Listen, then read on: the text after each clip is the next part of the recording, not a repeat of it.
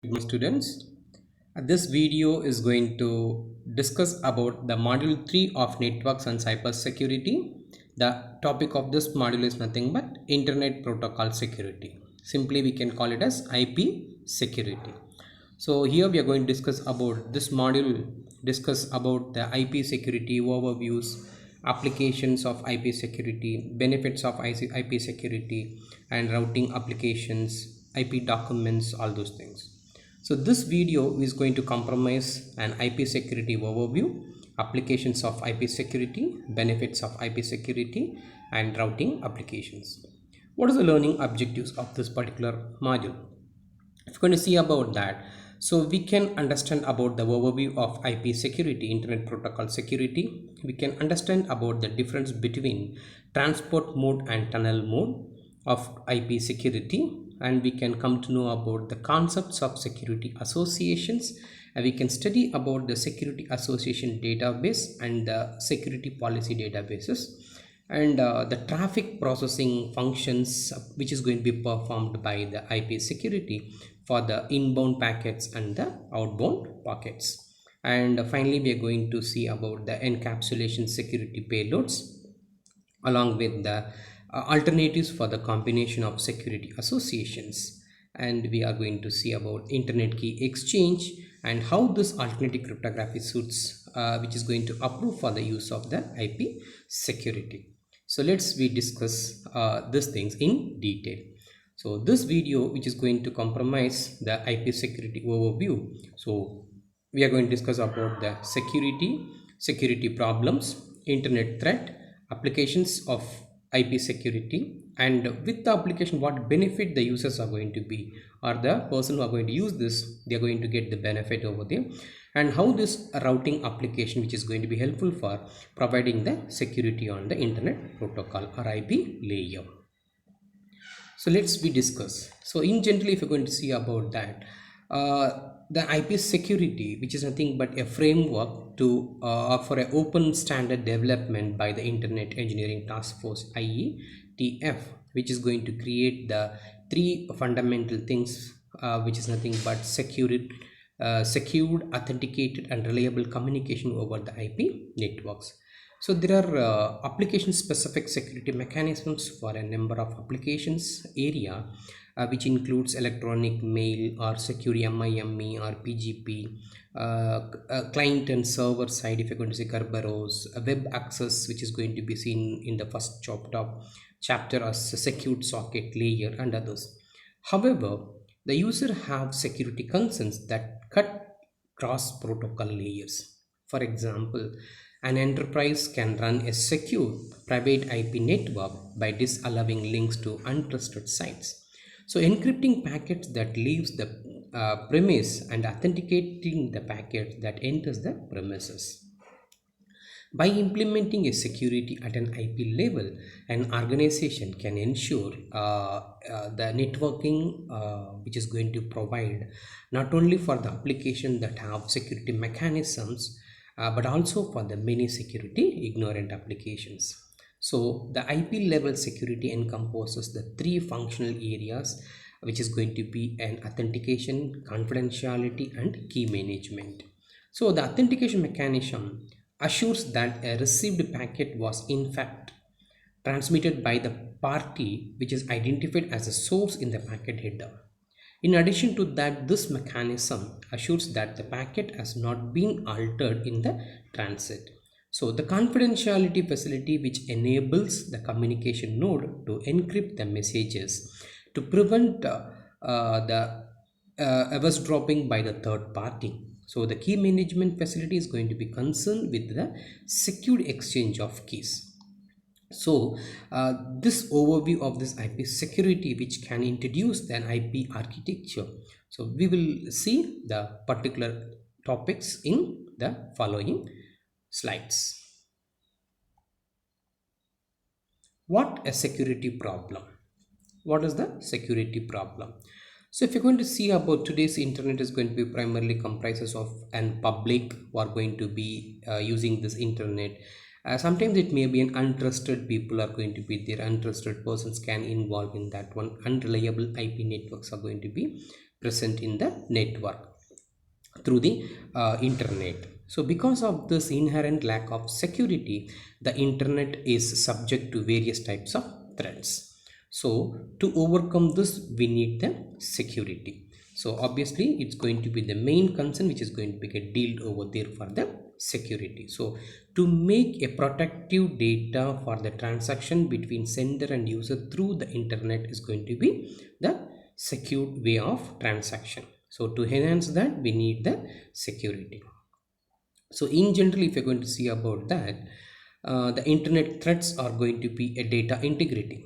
The content of the packet can be accidentally or deliberately modified, intentionally modified by the untrusted people or unreliable people, or sometimes it may be from the public also. Identify snooping. So the origin of the IP packet can be forged by an third party or a hacker. Anti-replay attacks. An unauthorized data can be transmitted again and again into the receiver's end. So it may create some problem, or it may create some nuisance for the receiver or the user. So to overcome this, we need the security. And last, loss of privacy. The content of the packet can be examined in the transit when the packet is going to be get propagating from the sender to receiver within the media. It may be get hacked, or it may be monitored, it may be examined by the third party. So the privacy between the sender and receiver is going to be an issue which is going to create a problem. So the loss of privacy is going to be there. So the threats which are going to be and data integrity, identify snooping, anti-replay attacks, and loss of privacy which creates a nuisance in the internet. To overcome this, the secured way of transaction is going to be an important one. Let me discuss the introduction of IP security. In 1994, the Internet Architecture Board (IAB) issued a report which is titled as Security in the Internet Architecture, which have been recorded in the record format 1636. So the report identified key areas for the security mechanisms. Among those were the need to secure the network infrastructure from unauthorized monitoring and control of network traffic, and the need to secure an end user to end user traffic using the authentication and encryption mechanism. So to provide the security, the IAB included authentication and encryption as a necessary security features in the next generation IP, which has been issued in IPv6, Internet Protocol version 6. Unfortunately, these security capabilities were designed to be usable both with the current IPv4 and the IPv6 version. This means that the vendor can begin offering these features now, and many vendors now do have some IP security capabilities in their period or in their products. So the IP security specification now exists as a set of internet standard. So with the help of this, we are going to discuss the actual applications of IP security. IP security, which is going to provide the capability to secure communication across a LAN, across a private or a public WAN, and across the internet. Examples, it uses which may include a secure branch office connectivity over the internet, a secure remote access over the internet, a secure establishing an extranet and intranet connectivity with partners, enhancing the electronic commerce security. So these are the four ways of four examples of this particular capability to secure the communication across the LAN or WAN or the internet. So let us discuss one by one in detail. A secure branch office connectivity over the internet is nothing but a secure virtual private network over the internet or over a public WAN. A company can build a secure virtual private network over the internet or over a public WAN.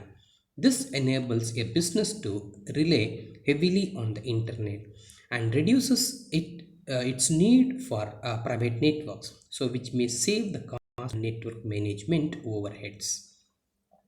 The second one, secure remote access over internet. An end user whose system is going to be equipped with IP security protocols can make a local call to an internet service provider, IP ISP, and gain a secure access to the company network. So this reduces the cost of toll charges from traveling employee and telecommuters. Establishing an extranet and intranet connectivity with parameters. So here the IP security can be secured or used to secure the communication with other organizations, ensuring the authentication and confidentiality and providing a key exchange mechanism. Establishing electronic commerce security.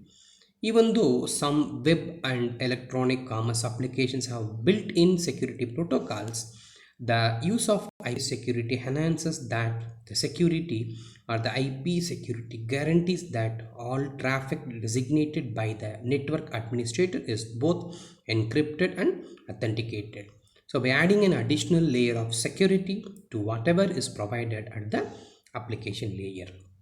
So the application features of an IP security that enables it to support this various or varied applications is that is can encrypt or authenticate all the traffic at the IP level. So all distributed applications including a remote login, client server or email or file transfer or web access, so on. So that a typical scenario is going to be given the particular examples to deal about the applications of IP security. So the principal feature, as I said, which is going to include the remote logon, client server, email, file transfer, web access, and so on.